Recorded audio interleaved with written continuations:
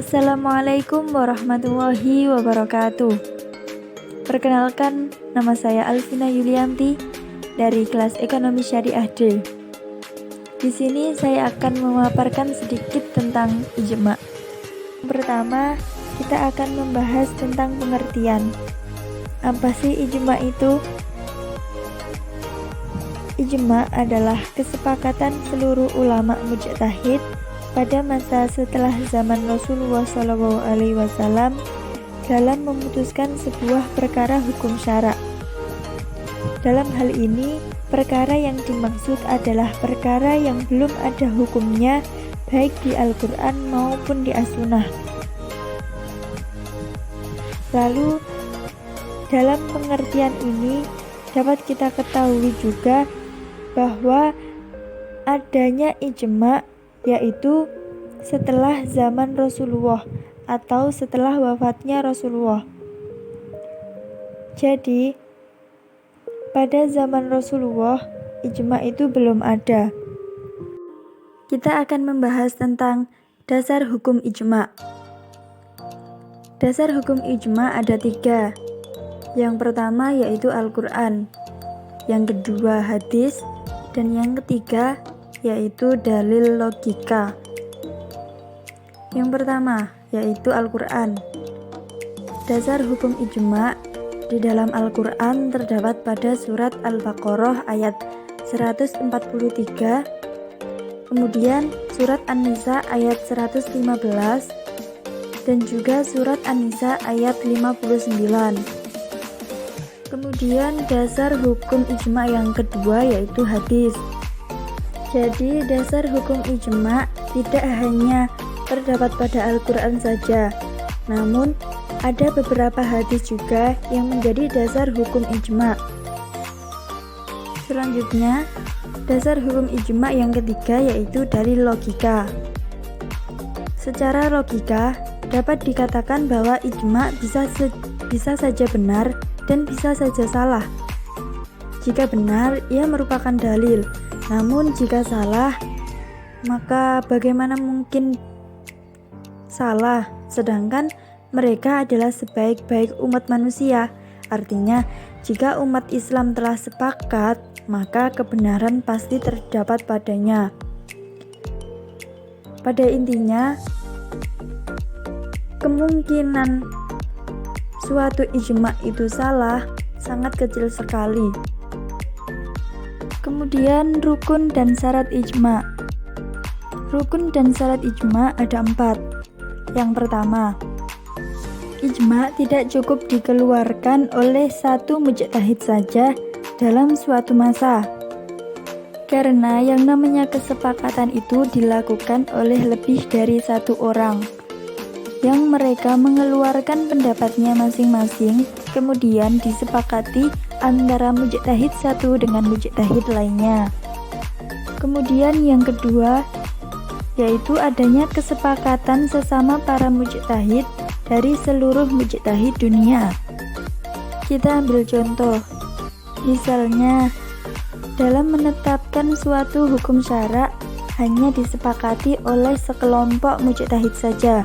Misalnya hanya mujtahid Haramain, hanya mujtahid Irak saja, atau mujtahid Hijaz saja, maka kesepakatan ini tidak disebut ijma. Karena ijma terbentuk dengan kesepakatan umum dari seluruh mujtahid di dunia Islam dalam suatu masa. Kemudian yang ketiga, hendaknya kesepakatan mereka dimulai setiap pendapat salah seorang mereka dengan pendapat yang jelas, apakah dalam bentuk perkataan, fatwa, atau perbuatan. Kemudian yang keempat yaitu kesepakatan itu terwujud atas hukum kepada semua para mujtahid. Jadi ijma harus disepakati oleh semua mujtahid, atau paling tidak harus disepakati oleh sebagian besar dari mereka. Selanjutnya yaitu syarat mujtahid. Seorang mujtahid bukanlah orang sembarangan. Untuk menjadi seorang mujtahid, terdapat beberapa syarat yang harus dipenuhi terlebih dahulu. Di antaranya yang pertama, memiliki pengetahuan dasar mengenai Al-Quran, hadis, dan ijma sebelumnya. Yang kedua, memiliki pengetahuan tentang usul fikih. Yang ketiga, menguasai ilmu bahasa Arab.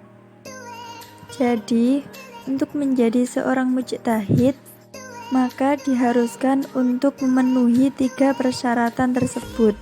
Selanjutnya, kita akan membahas tentang kedudukan ijma.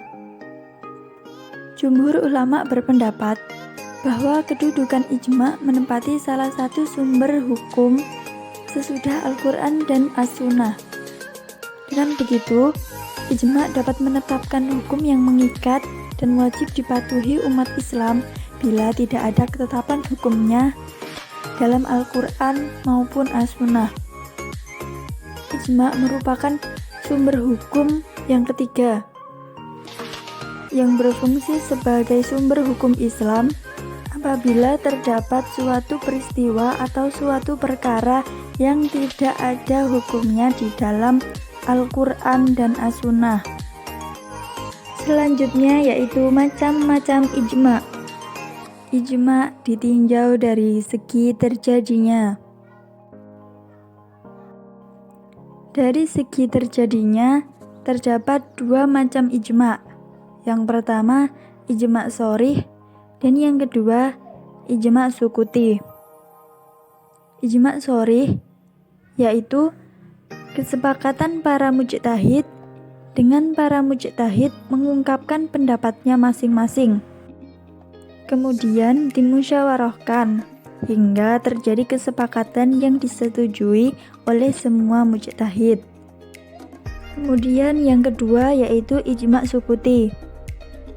Ijma sukuti yaitu kesepakatan yang diawali pernyataan dari sebagian mujtahid dan sebagian lainnya tidak menentang dan hanya diam, tidak memberikan komentar setuju atau tidak setuju terhadap pernyataan yang telah dikemukakan.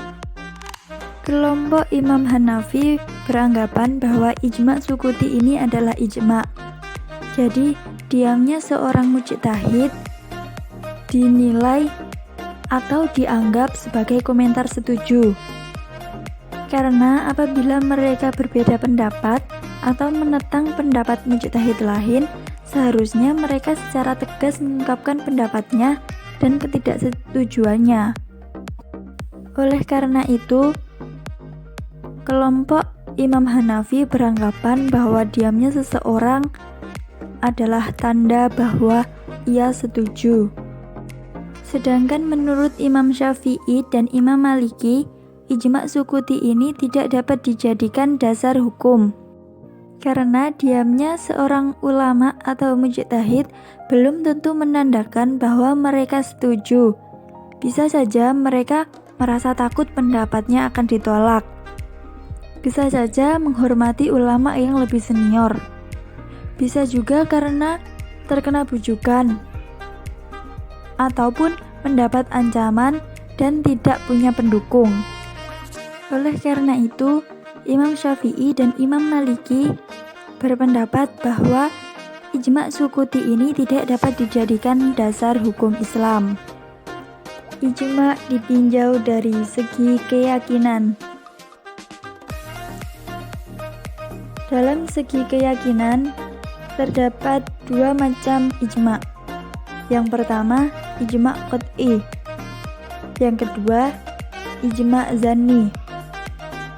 Ijma qat'i yaitu hukum yang ditetapkan ijma itu adalah sebagai dalil qat'i yang diyakini benar terjadinya. Tidak ada kemungkinan lain bahwa hukum adalah peristiwa atau kejadian yang telah ditetapkan, berbeda dengan hasil ijma yang dilakukan pada waktu yang lain. Kemudian yang kedua yaitu ijma zanni, yaitu hukum yang dihasilkan ijma adalah zanni. Masih ada kemungkinan lain bahwa hukum dari peristiwa atau kejadian yang telah ditetapkan berbeda dengan hasil ijtihad orang lain atau dengan hasil ijma yang dilakukan pada waktu yang lain.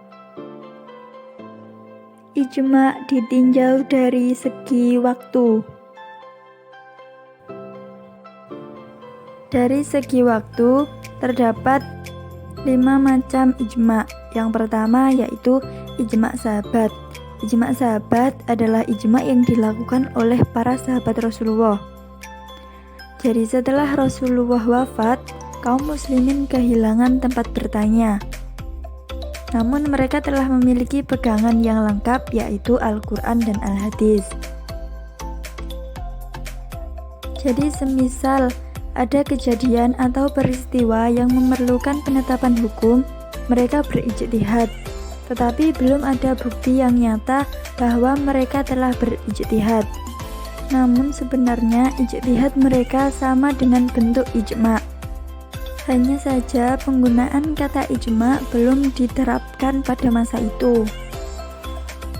Yang kedua, ijma Khulafaur Rasyidin, yaitu ijma yang dilakukan oleh Khalifah Abu Bakar, Khalifah Umar, Khalifah Utsman, dan Khalifah Ali Dalam saja. Hal ini tentu saja ijma hanya dapat dilakukan pada masa keempat orang itu hidup, yaitu pada masa Khalifah Abu Bakar. Jadi setelah Khalifah Abu Bakar meninggal dunia, ijma tersebut tidak dapat dilakukan lagi karena salah satu dari keempat mereka sudah meninggal dunia. Kemudian yang kedua yaitu ijma Saikhon. Ijma Saikhon itu dilakukan oleh Khalifah Abu Bakar dan Khalifah Umar bin Khattab saja. Yang keempat adalah ijma Ahli Madinah. Ijma Madinah yaitu ijma yang dilakukan oleh ulama-ulama Madinah. Ijma Ahli Madinah ini merupakan salah satu sumber hukum Islam menurut madhab Maliki.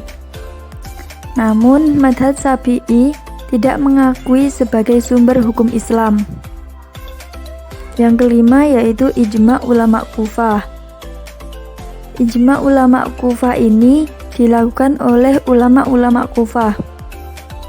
Madhab Hanafi menjadikan ijma ini sebagai salah satu sumber hukum Islam.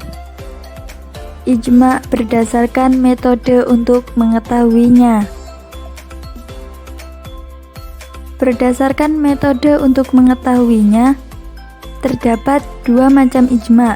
Yang pertama, ijma mahsul, dan yang kedua, ijma mankul. Ijma mahsul adalah usaha seorang mujtahid mengeluarkan kesimpulan ijma yang diambil dari kitab-kitab para ulama terdahulu, yang dimulai dari mendata ucapan-ucapan mereka, pendapat-pendapat madhab, dan seterusnya, hingga sampai pada kesimpulan bahwa dalam masalah ini tidak terdapat perselisihan. Yang kedua adalah ijma mankul.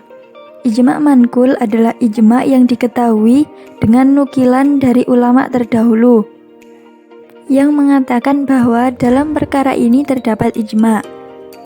Selama nukilan itu sahih dan dapat dipertanggungjawabkan, maka ijma dengan cara ini pun dapat dianggap. Dan tidak perlu untuk meneliti apakah banyak yang meriwayatkannya atau hanya satu orang saja. Hanya itu yang dapat saya sampaikan.